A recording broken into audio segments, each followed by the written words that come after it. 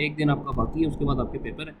और short questions, हदीस और लॉन्ग क्वेश्चंस के टॉपिक हम कर चुके हैं। तो आज हम बात करेंगे एमसीक्यूज़ के हवाले से। एमसीक्यूज़ डेफिनेटली हर पेपर के अंदर एक बड़ी इंपॉर्टेंट जो वो चीज़ होती है। तो ये आपके पास एमसीक्यूज़ गिवन है, ऑलमोस्ट 100 प्लस एमसीक्यूज़ हैं और ये इनके सामने इनका जो आंसर है करेक्ट वो आपका लिखा हुआ है। यानी आपको इससे दो फ़ायदे होंगे, एक तो आपके एमसीक्यूज़ हो जाएंगे, दूसरा आपके अगर इन्हीं में से कोई शॉर्ट क्वेश्चन आ जाता है तो उसके भी ये सामने एग्जैक्ट आंसर जो है वो लिखे हुए हैं। ठीक है, अब ये सारे एमसीक्यूज़ पढ़ने का तो कोई फ़ायदा नहीं है मेरा, ठीक है, लेकिन इसमें भी जो इंपॉर्टेंट है, जिस तरह ये मदनी सूरतों और मक्की सूरतों के बारे में अक्सर पूछा जाता है, ठीक है, इसी तरह ये इस तरह की एक हदीस आ जाती है, किसी ने सरकारी सतह पर तदवीर हदीस का हुक्म दिया, ठीक है, तो इसमें आपको रावी का नाम भी पता होना चाहिए, हदीस भी पता होनी चाहिए, ये शॉर्ट क्वेश्चन के अंदर भी आ सकता है। ठीक है, अच्छा, उसके अलावा आप आगे देखें तो यहाँ पे ये तहज़ीबुल अहकाम वाला, ठीक है, ये किसने लिखी थी, ये शॉर्ट क्वेश्चन आंसर के अंदर भी आ सकता है, एमसीक्यूज़ के अंदर भी आ सकता है। ठीक है जी, तौहीद की कितनी इकसाम है, ठीक है, ये शॉर्ट में भी आ सकता है, लॉन्ग में भी आ सकता है। तो इस तरह ये जो चीज़ें हैं इसमें आपको दो फ़ायदे हैं, एक तो इसके आपके एमसीक्यूज़ क्लियर हो जाएंगे, दूसरा ये होगा कि आपके जो शॉर्ट क्वेश्चन हैं वो एक बार फिर से ऑटोमेटिकली जो है वो रिवाइज़ हो जाएंगे। ठीक है, अब आप देखिए नमाज का फ़लसफ़ा क्या है, ये शॉर्ट में भी आ सकता है, एमसीक्यूज़ में भी आ सकता है। ठीक है, और ये एग्जैक्ट आपने जस्ट पढ़ने हैं, 2 से 3 बार आप पढ़ेंगे तो आपकी चीज़ें जो है वो याद हो जाएंगी।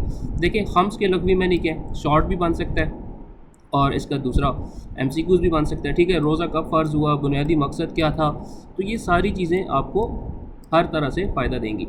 अब आप देखें हज के दिन चल रहे हैं, तो हज के हवाले से मैंने आपको बताया था कि लॉन्ग के अंदर भी इस टाइम हज बहुत इंपॉर्टेंट है और एमसीक्यूज़ और शॉर्ट के हवाले से भी इसकी काफ़ी इंपॉर्टेंस है। ठीक है जी, ये आप नीचे देख लें, आपके चैप्टर वाइज जो है वो एमसीक्यूज़ यहाँ पर बने हुए हैं। नबी पाक हज़रत हलीमा सादिया के पास कितना अर्सा रहे, ठीक है, ये शॉर्ट में भी आ सकता है, एमसीक्यूज़ में भी आ सकता है। ठीक है, इसी तरह आपके पास नबी पाक किस वक्त रोज़ाना अज़वाज के पास जाते थे, ठीक है, वो भी एक स्पेसिफिक एमसीक्यूज़ भी बन सकता है और आपके पास ये उसके अंदर भी आ सकता है। ठीक है, फसलों की ज़कात कहलाती है, उसको क्या कहते हैं हम, ठीक है, ज़कात के हवाले से शॉर्ट क्वेश्चन भी बड़े इंपॉर्टेंट है और लॉन्ग भी इसके अंदर जो वो बहुत इंपॉर्टेंट है। ठीक है जी, उसके अलावा आप आगे देखें असूल इल्म के बुनियादी अरकान, यानी ये कुछ ऐसी चीज़ें हैं जो एमसीक्यूज़ तो ये सारे हैं ही हैं, लेकिन इनमें से आप जो है वो शॉर्ट क्वेश्चन भी आपके हो जाएंगे जब आप इनको अच्छे तरीके से करेंगे।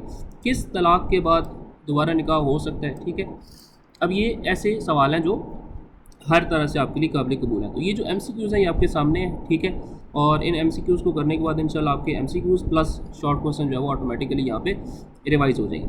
उसके अलावा ये जो यहाँ से इमाम वाला चैप्टर शुरू हो जाता है, 12 इमामों वाला, तो इनमें से मैंने आपको बताया था शॉर्ट क्वेश्चन आपका मस्ट आता है। उसके अलावा यहाँ पे आप देखें इनके एमसीक्यूज़ हैं और ये एमसीक्यूज़ बहुत इंपॉर्टेंट है, यानी इसमें से आपके एमसीक्यूज़ भी लाजमी आएंगे।